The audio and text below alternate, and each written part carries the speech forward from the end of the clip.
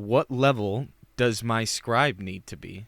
You can max inscription at level 65. So I know a lot of people who are going to slowly level a Death Knight during the pre-patch just to be basically their inscription character. Can I max professions on my 70 alts? Yeah, so you can max all gathering professions at 55, which is a bit strange because you would expect the gathering professions to be slightly higher than the crafting professions purely because you've got to go to the zones to actually be able to max it out. So yeah, I don't know why, but at 55 you can max gathering professions, at 65 you can max all crafting professions, but you've got to bear in mind at level 70 you'll be absolutely fine, but there are level requirements on things like alchemy specializations like potion master, elixir master, for example. So probably 68 is safe, but yeah, if you're level 70, no problems. Is epic flying cheaper? It's quite an interesting one because technically no. So the normal fly-in actually goes 150% speed now instead of 60%, so it actually feels like it's moving, and that's 250 gold. But the big thing that they've done is actually allow reputation discounts to go for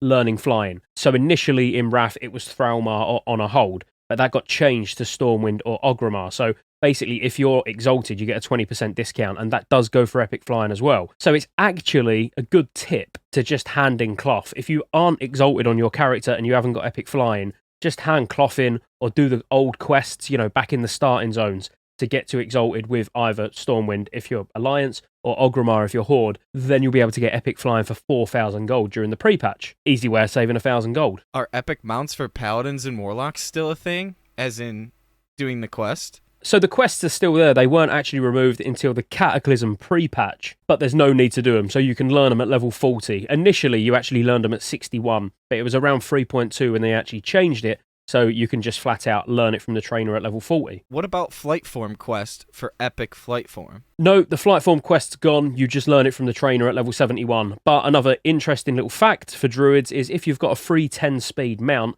so let's say you do the Glory of the Raider achievement or something like that, or if you're lucky enough and you've got Ashes, your Flight Form will also go at 310% speed. And Paladin's Crusader Aura also counts. Are Elemental Shamans bad? So they're not bad. Elemental are not bad. It's a similar story to TBC, really, where they came out pumping. In phase 1 of TBC, Elemental Shamans were doing crazy damage because they're not very gear dependent. And it's quite similar, really. I would say all the way up to the end of Ulduar, they're actually quite competitive. And in Tier 7 in particular, so phase 1 of Wrath, they'll be doing lots and lots of damage. But they do then start to taper off as you get into the end game, like towards ICC and stuff like that. You'll still take one in ICC just because actually the buff from the totem goes towards the Demonic Pact from a Warlock, for the overall spell power buff for the raid. But yeah, people who are saying you won't take Elemental Shamans, they're probably saying it more because they're fixating on like the war main way of thinking where all anybody thinks about is ICC. But actually early on and for the first couple of phases, they'll be really strong. Are Enhancement Shamans bad? I don't get what it is about enhancement. Enhancement's fine. I mean, I've seen enhancement shamans top in or in the top, 1, 2, 3 DPS, even as far through the game as Lich King 25 Heroic. Anywhere where there's a bit of cleave, absolutely amazing. Spell Hance is another option, which if you don't know, it's just so you basically got spell power weapons. It changes a glyph that you use, can even change your trinket slightly or even your totem that you use, as in your relic. But overall, the rotation's still very similar. But no, enhancement, a good enhancement shaman. You've got to remember, skill ceiling's quite high on an enhancement shaman. You get a good one, they'll pump from start to finish. I don't care what anyone says. Are warriors ever going to see a raid before ICC? Again, very war main way of thinking when you're talking about warriors. Yes, we know protection warriors aren't as strong or they're not going to be as sought after as paladins and blood DKs. That's just going to be a fact. But in terms of actually getting into a raid, I truly believe if you're a prop warrior now in TBC, you'll see all the content in Wrath and you won't have any issues with your guild. They'll take you. You're a strong tank. You just bring less than the other two tanks. And I say the other two. Obviously, there is Feral as well, but Feral's a little bit of an all-rounder. And then when it comes to DPS, yeah, you come out of the gate a little bit slow, but again, it's classic. There's so many warriors, and there's so many warriors that are really well geared, and there's no way they're going to re-roll just because they're going to be a bit weak in Tier 7. But by the time you get to Ulduar hard modes, which ain't going to be that far down the line, you're going to creep up, and you're only going to keep creeping up until you're on top. Will Dark Runes still be useful in Wrath of the Lich King, or should I sell them now? That's a weird question, really. Yes and no. I mean, no, they've got a 15-minute cooldown in Wrath now, if you didn't know. So I would get rid of them. A 15-minute cooldown for quite a minor amount of mana when you consider the amount of mana you're going to have, in terms of your mana pool. In a real clutch situation where that little bit of mana is going to help you out, possibly, but a 15-minute cooldown. Will Titanium Spellblade be in at launch? It's quite a strange one, purely because it was the only weapon missing at launch, so it didn't actually get added until 3.1, which would have been Ulduar, but it was only a 200 eye level, so it was the same as all the others. You had basically a weapon for everything that blacksmiths could make, but they was missing a dagger, a spell-powered dagger, so it makes sense that it's in at launch. Can't say 100%, but it was more of an oversight by Blizzard. They know it should be in at launch, so as long as we make them aware that, it needs to be in at launch because it makes sense, there's no reason it shouldn't be. Does the Dark Moon card have a 24-hour cooldown? No, it doesn't. I've had a lot of comments saying about, the Dark Moon card used to have a 24-hour cooldown. No, it was never changed. The only thing that actually changed with the Dark Moon cards of the North was later on in Cataclysm, the actual materials required for them got reduced. But there was never a cooldown, so you can pump out as many cards as you want. What's the best profession setup for alts for passive gold? Well, I would definitely say mining, actually, on as many characters as possible for using the Titan Steel bar cooldown. That will be valuable. Later on, so when the epic gems become available, definitely alchemy to do the transmute. So you can turn a blue gem into an epic gem every day. We are talking passive income here. For the first couple of phases, I would be tempted to go with alchemy mining on multiple characters and even just use the transmute early on, even if it was just on Eternals or whatever. Are you a virgin? What? Will dungeon farming to level be a thing? Sorry, I'm still trying to get over the... Never mind. Yes, it absolutely will be a thing, of course. And it's mainly going to come down to server population. So I've said it in multiple videos, dungeon grinding is going to be slower than just grinding in the open world or questing. There's no doubt about it, and probably a bit more monotonous as well. But due to the amount of people on some of these busier servers, I can absolutely see people just getting grouped up and going and spamming dungeons, and it's still feeling relatively quick. There's probably not massive amounts of time difference between a really efficient dungeon group versus someone out questing. It's not going to make mass amounts of difference. Do I need to get Sons of Hodir rep? So you don't need to, but there's no reason not to, especially on your main, because these enchants eventually will become account-wide as well. So you only need to do it on one character and then you can send them, to your alts and stuff like that. So it's definitely worth doing once. But there are alternatives. You can get the PvP shoulder enchants from Wintergrasp, and you can get the head enchants as well. Yes, you lose out on that small secondary stat, but you're still going to get similar attack power, similar spell power. Can I snapshot Corruption or Shadow Word Pain with spell power procs?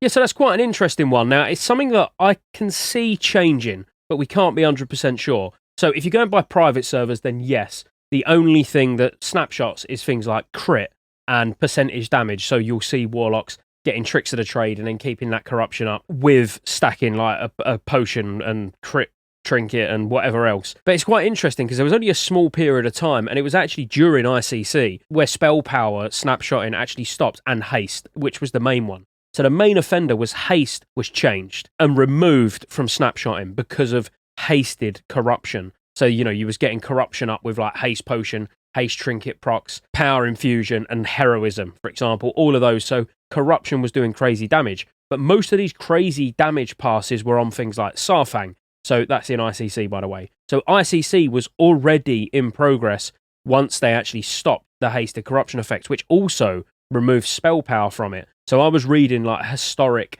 document by a warlock about sort of the hasted corruption change, and how warlocks went from absolutely miles ahead on damage, and they're still doing decent damage, but it brought them down a bit. Why aren't Paladin tanks so overpowered?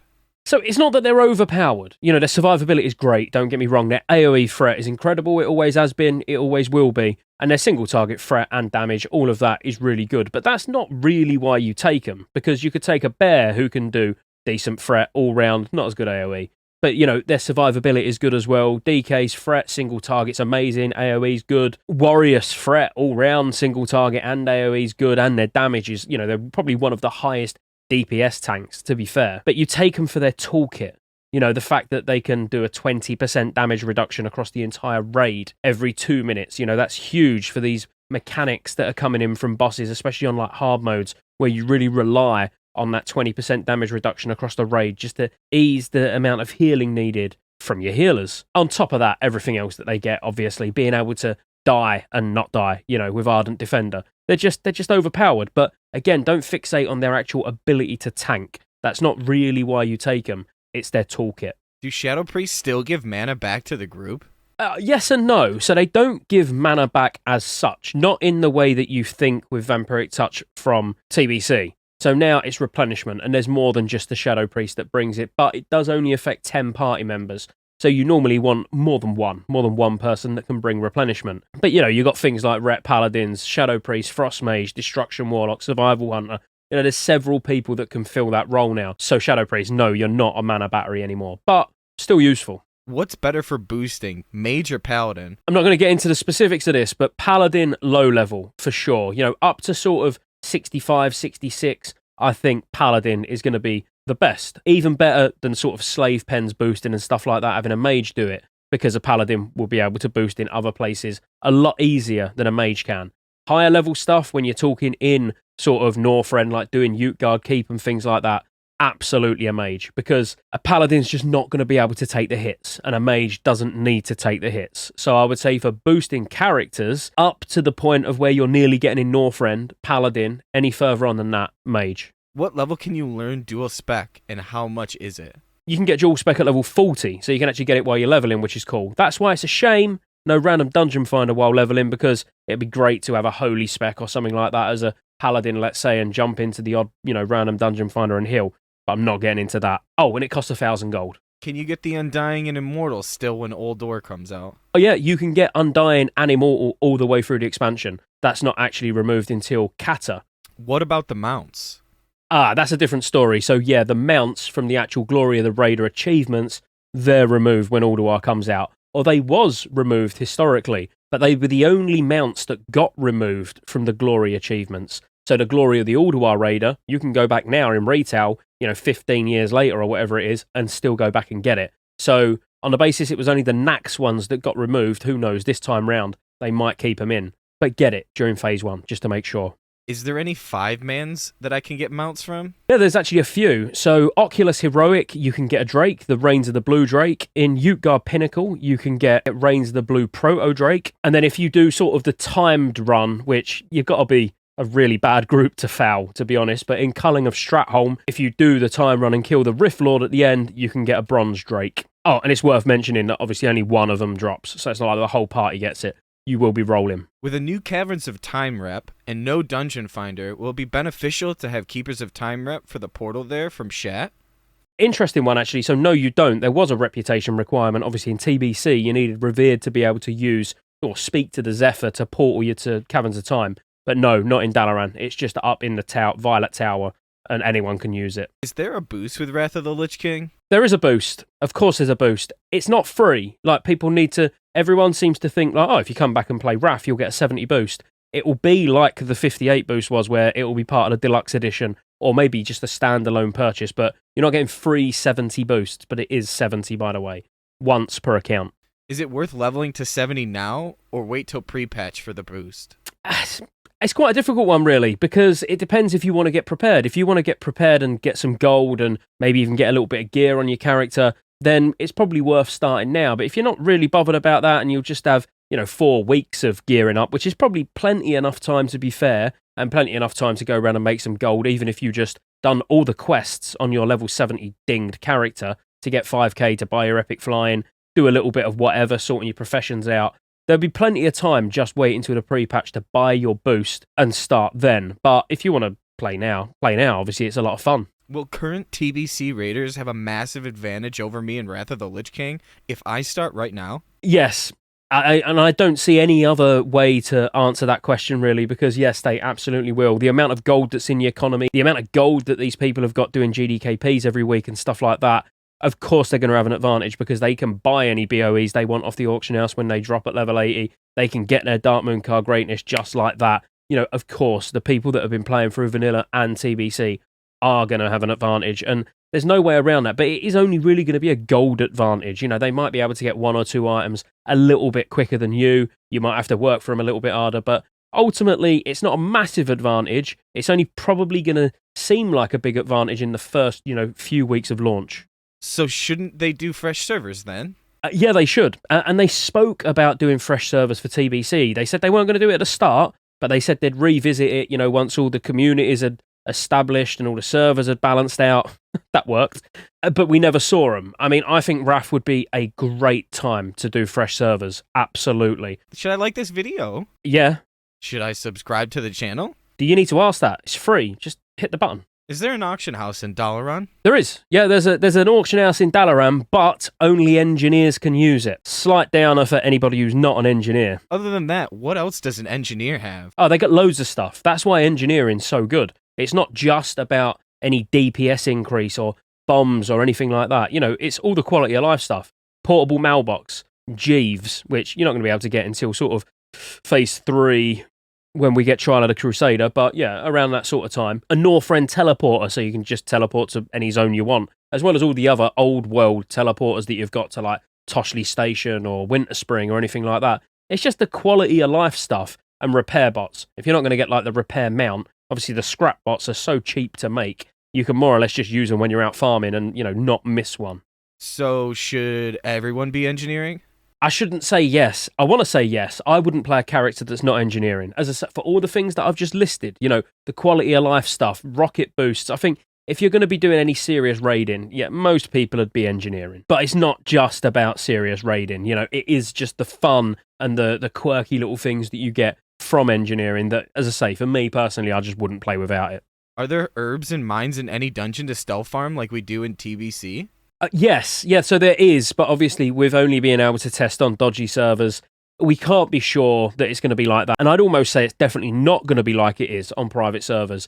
But yes, there are going to be herbs, there are going to be mines. I've looked historically at, at the original version of RAF, where people used to farm in instances and stuff like that, and it is all the same. So yeah, having a stealth farmer for herbs and mines, especially with how contested some of these servers are going to be, with fighting actual people farming and bots, it'll be beneficial. Can druids do it? Yeah, druids can do it. So druids can definitely do it, but rogues do it better. Let's be honest. It's more that if you get seen on a druid and your druid can't handle killing the mobs, that's a corpse run. A rogue can vanish. A rogue can preparation and vanish again if it goes wrong, or if he's got a dot on him, he can cloaks first, then vanish. When you're running through, you can sap, and you can make a bit more money from like pickpocketing and stuff like that. I think rogue is the ultimate herb and mine sort of stealth farmer. What instances are there? Yeah, so you'll be able to mine in somewhere like Halls of Stone. That goes without saying. There's normally a couple of mines in there, and again, historically, there was always a couple of mines in there at least.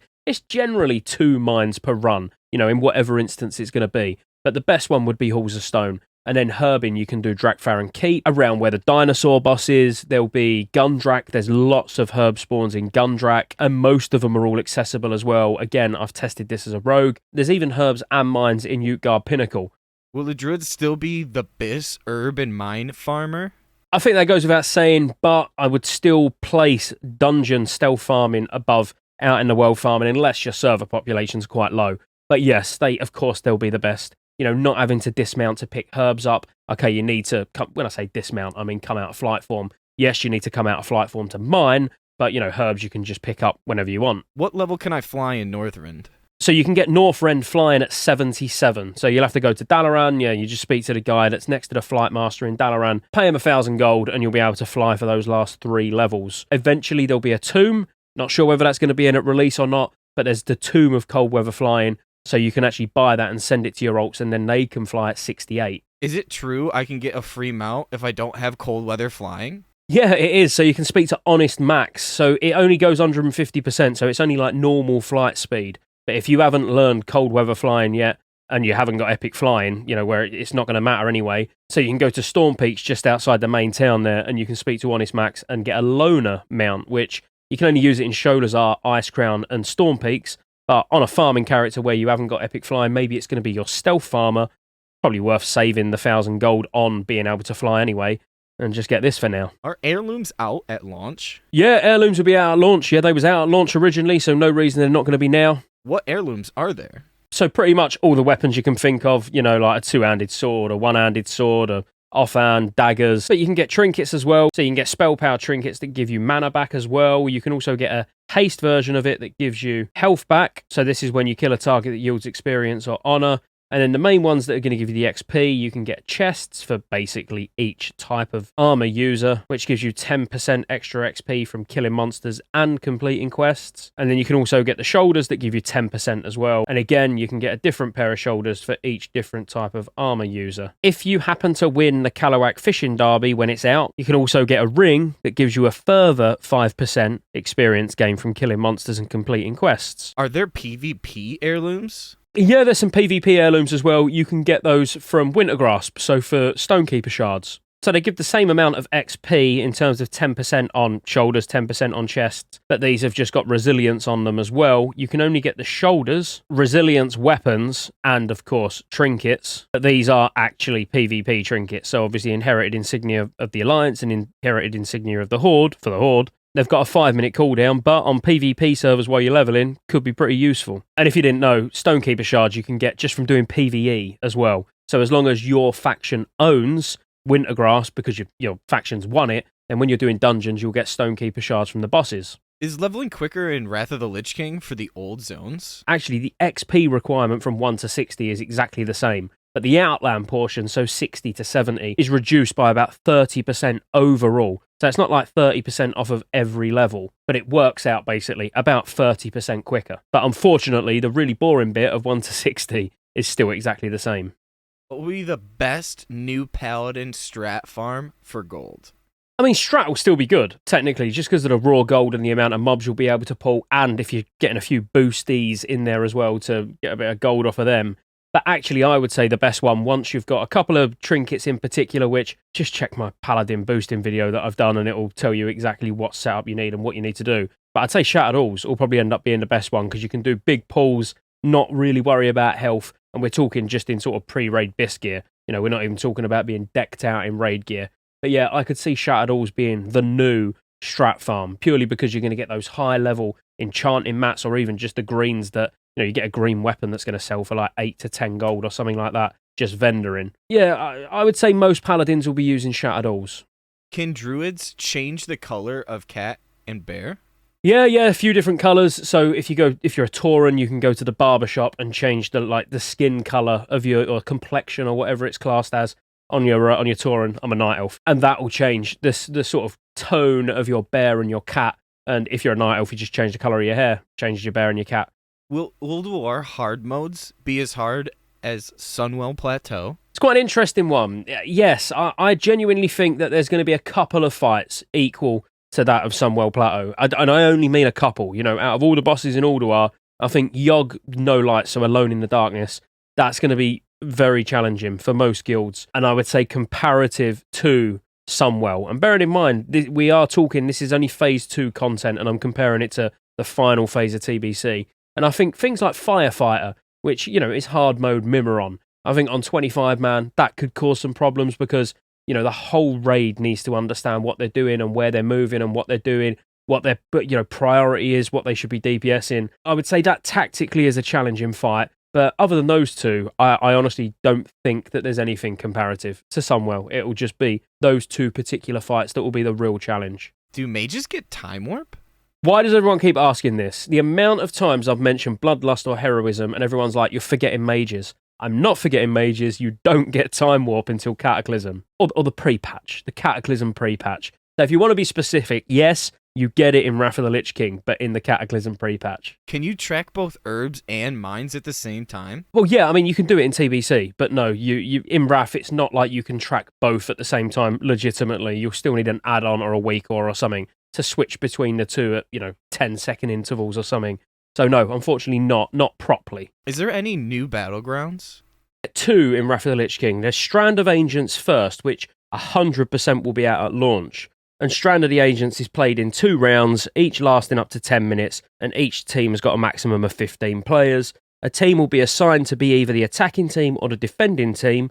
The attackers prepare for battle by splitting into 2 boats that approach the northern end of the Strand, while defenders spawn at the southern graveyard and move towards defensive positions. The attacking team lands on the island at the start of the battleground and will use siege weapons to break through the island's walls and capture graveyards along the way.